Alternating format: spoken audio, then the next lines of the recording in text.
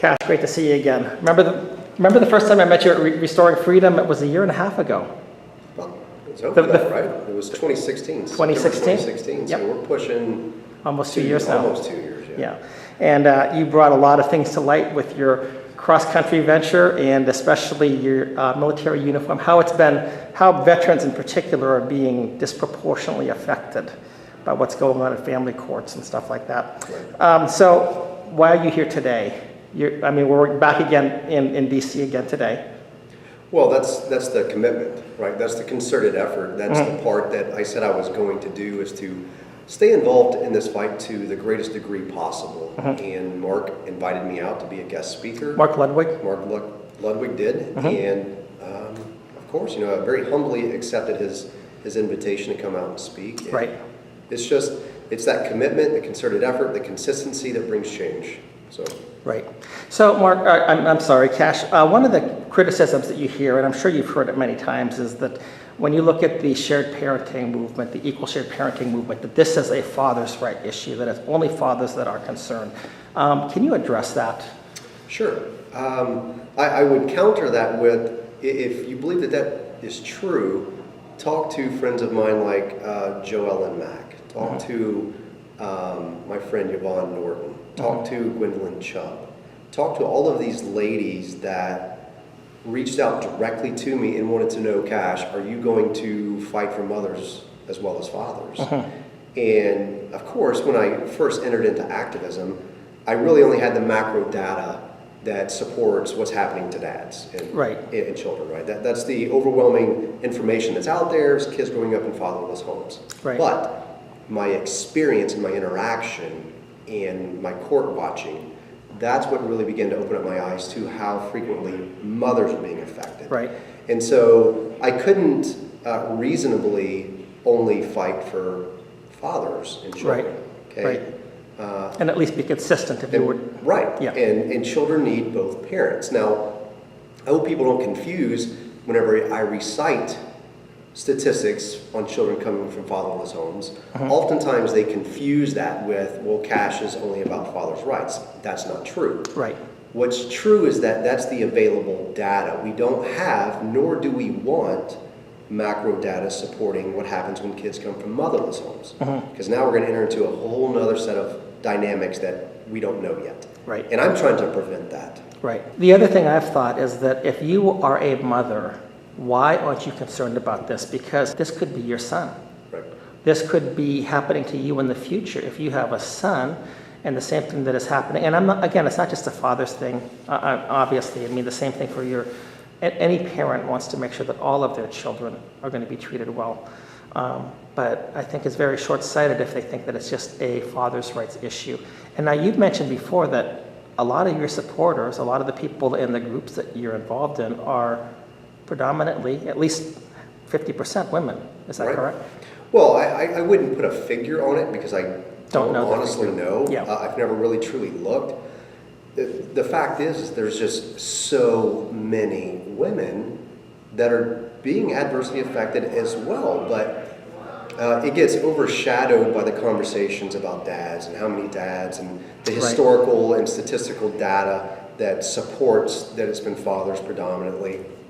And so it overshadows a lot of these moms and into the negative connotation that's attached and this stereotype, if you will, that if a mother doesn't get full custody, society assumes that there's something wrong with them automatically. Right. Because society's already conditioned to think and know that moms get custody. Right. And if you don't, well, it's even harder on them than... Right. And so they're thinking, their friends and family think, well, there's something wrong with you. Yeah. You did something. Yeah. And that's not the case. Yeah. The fact of the matter is there's so many conditions that we don't know or understand or see, like relationships that judges had with these attorneys and their firms and who's donating to whose campaign and on and on and on. There's all these little nuances that we have no idea.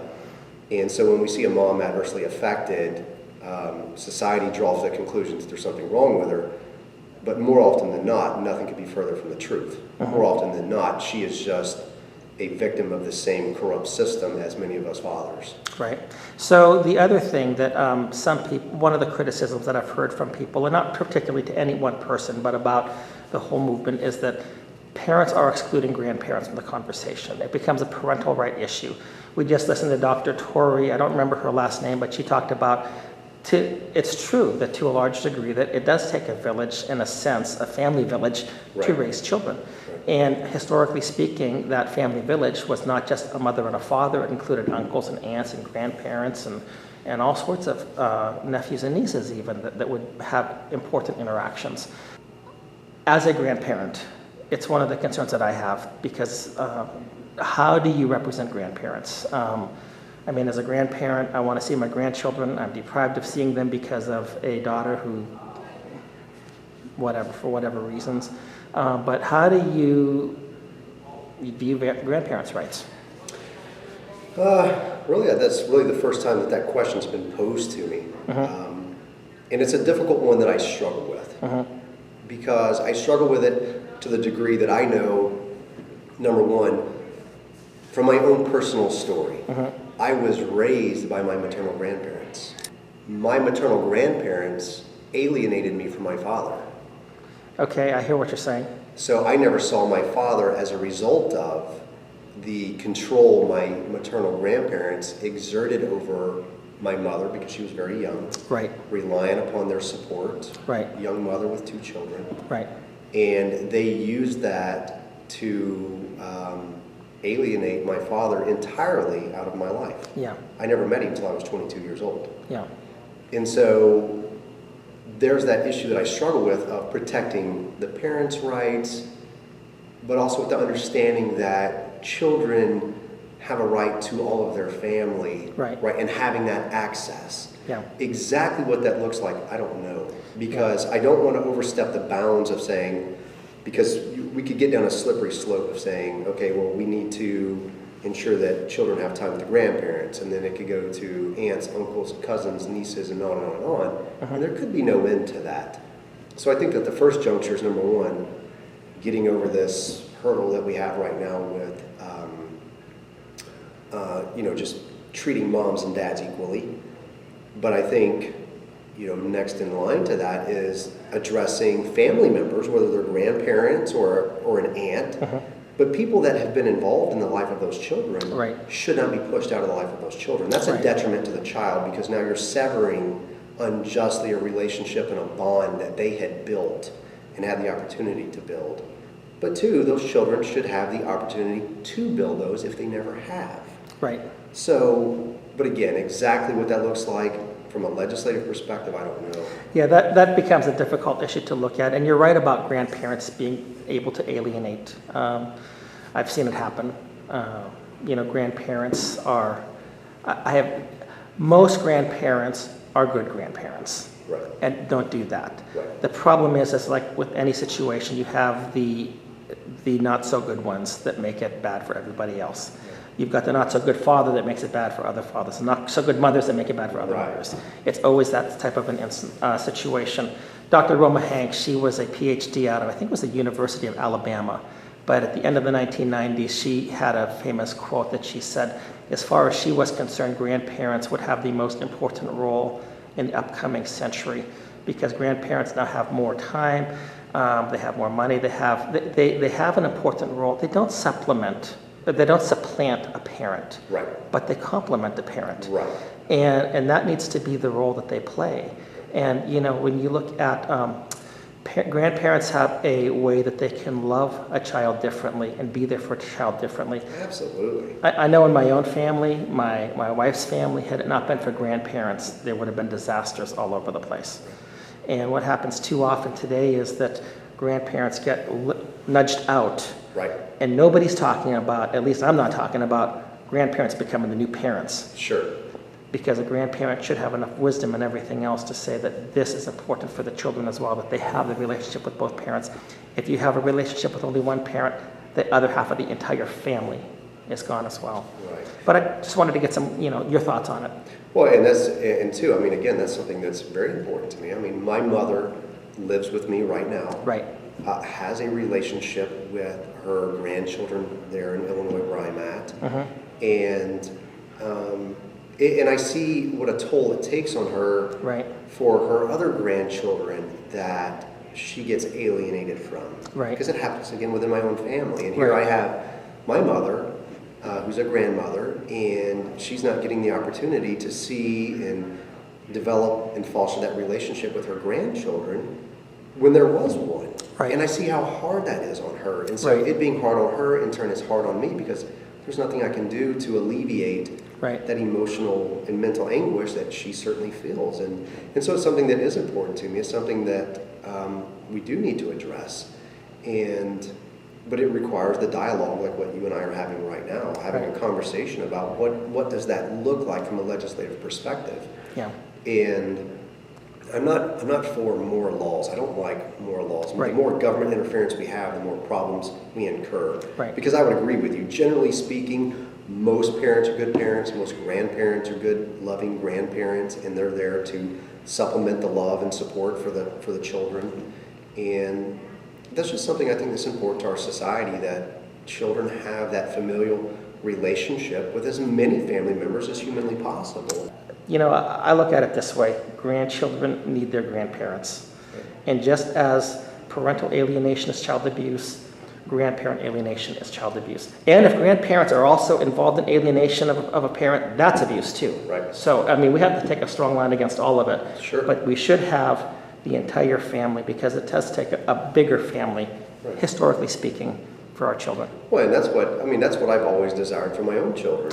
Is for them to have an extended family and big family get-togethers, and to be able to go to the lake with cousins and aunts and uncles and spend time and have that. And a loving parent or grandparent or any person, any reasonable person, does not alienate a child from other loving, fit individuals, whether they're aunts, uncles, cousins, whatever. When those children have that type of relationship, or they should at least have the opportunity to build it. Now, of course, we're not talking about unfit people that are abusing drugs, that are abusing alcohol, that are, that would be placing the child at risk. We're not talking about those people. We're talking about the majority. The majority. We don't want to assign the minority of cases to the majority of the populace, and that's what we're doing. So tell me a little bit about, your political plans right now, in case people don't know. My political plans, to make it as short as humanly possible, is that 2 years ago, whenever I was nearing retirement, I began looking at what political offices were going to come available. House seats, Senate seats, whatever. And in Illinois, our governor's race would be ongoing in 2018. And so I thought to myself, you know what? If I could join a party, and if I were able to get a nomination, make enough noise, gain a large enough platform, I would be able to bring attention to this cause. So Republicans and Democrats have had the opportunity to do it on a large scale, and they haven't, which led me to the Libertarian Party. In researching their platform, it was the one that most closely aligned with my belief system anyways. So I ran and competed against two other guys, very, very intelligent, well-spoken guys, but I got the nomination. And, my hope and my dream for this, my angle has never been to go into politics. My angle has been I'm going to run for governor. There's two billionaires in my state that are running. They have the nomination from the Republican and Democratic parties respectively. That these two are anticipated right now to spend more money on this governor's race than any other governor's race in U.S. history. Thereby bringing national attention. And if there's some dark horse in the race like myself who's raising enough noise and making them uncomfortable to the degree that it brings more national media attention to the race, then I'm bringing the attention to this cause. And that was my ultimate goal, is I'm going to bring family law and family law reform to a national platform one way or another. And I just felt with my time and my skill sets that this is something I felt was achievable. So. Well, all the best to you. It seems to me that there has been a lot of noise raised recently I've been hearing, I was just at a meeting with somebody yesterday, in fact, and they said there is noise being made and legislators are talking about things. And so I don't think our voices are going unheard. Right. And as the volume continues to raise and as people like you continue to run, I think we've got a much better chance of getting things done. Certainly. Thank you so much. Look forward to Thanks, hearing you man. speak tonight. Thanks, Jeff. Thanks.